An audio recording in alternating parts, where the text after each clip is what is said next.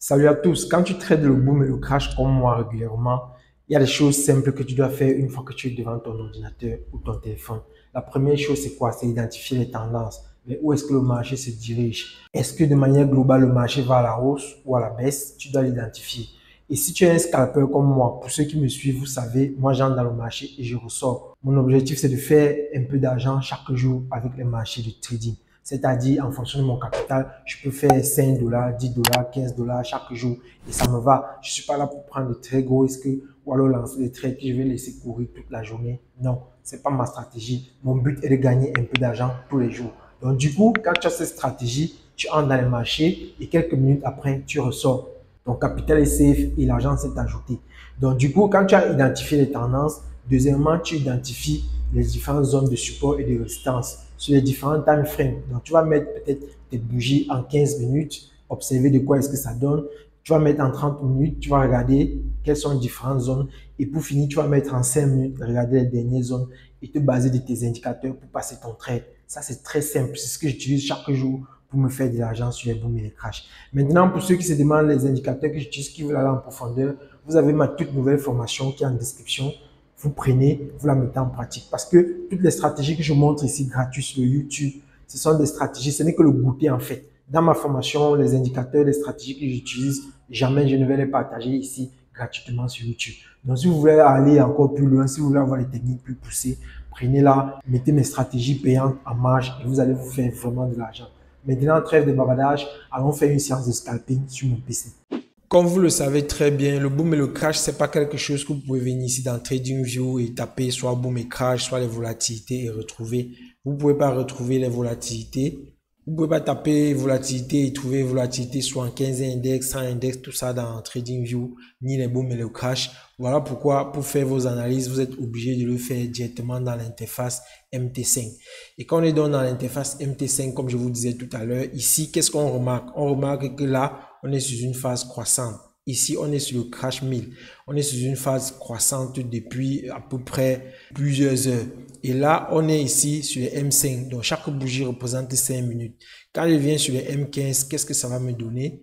Sur les M15, c'est presque pareil. On est sur une phase croissante depuis au moins minuit. Et là, on a fait un crash ici. Et paraît-il, la croissance est en train de recommencer. Mais en M15, vous voyez ici, l'indicateur est encore très haut et c'est différent de M5. En M5 ici, l'indicateur est très bas et il nous dit, voilà, on peut probablement passer un ordre d'achat, sachant que voilà, l'indicateur frôle presque le niveau de surachat et ça, c'est un bon signal pour entrer un trade ici à la hausse. Donc, tape. Je vais prendre un trade ici à la hausse, sachant que voilà, j'ai mis un peu d'argent. Je prends un trade ici à la hausse en 5 minutes. Je prends ce trade en m'appuyant sur cet indicateur et également sachant que nous avons fait ce crash et nous avons presque appuyé le dessus des têtes de ces anciennes bougies. Vous voyez, c'est pas au hasard que j'ai pris ce trade. C'est à partir de ces deux lectures-là. Également, sachant qu'on est sur une phase haussière, j'oriente la plupart de mes trades à la hausse. C'est des choses que vous devez faire à votre niveau. Et pour aller plus loin, pour être beaucoup plus poussé, vous avez notre pack de stratégie en description. Comme je vous ai dit, ça vous explique parce que les indicateurs que j'utilise ici, la moyenne mobile et l'indicateur que j'utilise ici, ce n'est pas ceux qui sont dans la formation parce que ça serait vraiment bizarre de venir montrer tout ce qui est payant en termes de gratuit ici. On ne peut pas le faire. Vous êtes d'accord avec moi? Donc, pendant que ce crash 1000 évolue, on peut venir jeter un coup d'œil sur le boom ici. Qu'est-ce que celui-ci nous dit à ce niveau? Quand on a face à nous un tableau comme celui-ci, on observe quoi? Pareil, on était sur une phase de croissance intense ici. Et là, maintenant, on est sur une phase un peu de range presque plat. Il n'est pas intéressant de trader les ranges plats parce que soit un boom peut arriver, soit un crash. Et on observe que les sparks sont pas très importants.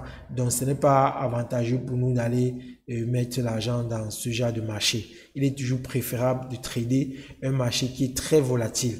Tu vois, un marché qui est très volatile est nettement mieux. Donc, on va passer notre tour. On revient donc ici sur le crash 1000. Là, on a mis un peu d'argent. Et l'objectif, comme je vous ai dit, c'est d'attendre que voilà, le marché pousse un tout petit peu, au moins 2 bougies. Et puis, on entre notre stop loss, on prend de l'argent et on se bat. L'objectif n'est pas de durer sur le marché, tu vois. Et pareil, comme je vous ai dit, j'ai entré ce trade à la va-vite. Maintenant, je peux faire un clic droit dessus. modifier le trade et placer un stop loss et un take profit. On ne va pas laisser le trade courir comme ça, tu vois. Et pour placer le stop loss, comment est-ce qu'on va le faire? On va le faire un tout petit peu en dessous de cette ancienne zone de support, tu vois, parce que si le marché fait encore un crash ici, ça veut dire ça invalide ce support-ci et ça va aller taper peut-être beaucoup plus loin, peut-être à ce niveau, tu vois. Ce sont des choses comme ça que vous devez savoir. La lecture, le mental du trader, simplement à la vue d'un graphique, vous devez pouvoir passer des ordres corrects. Donc, qu'est-ce que je fais? Je prends cet indicateur de niveau et je viens ici, je dis voilà, je vais placer mon stop loss à 49,89. 49,89 et puis mon take profit, je vais le placer à des niveaux qui ont déjà été atteints, notamment à 2 ou 3 bougies au maximum. Rappelez-vous, nous sommes des scalpeurs, nous ne sommes pas là pour vouloir aller chercher le top de cette bougie, question de risquer de perdre de l'argent. Et pendant qu'on parle, voici un petit crash qui s'est reproduit. Donc, on va laisser courir jusqu'à ce que ça vienne toucher notre take profit. Le take profit, comme je vous le disais, étant entré à ce niveau, on va le placer au moins à 3 bougies, notamment à 47,90, à 49,97. Et puis, on fait modifier. Tac, ça nous place dans nos précautions, comme vous pouvez voir, et on va donc laisser le trade évoluer tranquillement jusqu'à ce que ça touche soit notre take profit, chose qu'on voudrait, soit notre stop loss pour qu'on corrige ce trade et qu'on relance un autre.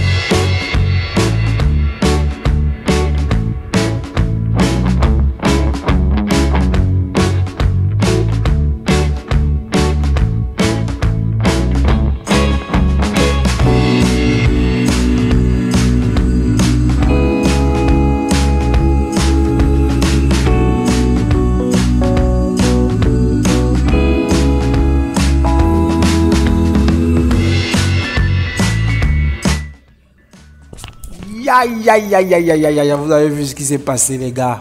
Presque take profit atteint et voilà le SPAC qui pousse vers le bas. Ah, c'est décourageant, c'est décourageant, c'est décourageant. Je coupe le trade ici. C'est décourageant. Tu vois, presque le take profit atteint et voilà le SPAC qui pousse vers le bas. Oh là là, quel gâchis. Tu vois, ça arrive parfois au trading. Donc, c'est mon rôle de vous présenter des choses comme ça. Mais on a passé ce trade, on n'a pas perdu de l'argent. Quand on a entré le trade ici, on était à 139 $. Maintenant, on est à 140 $. Et on frôlé notre take profit. Oh, c'est vraiment dommage qu'on ne l'ait pas atteint.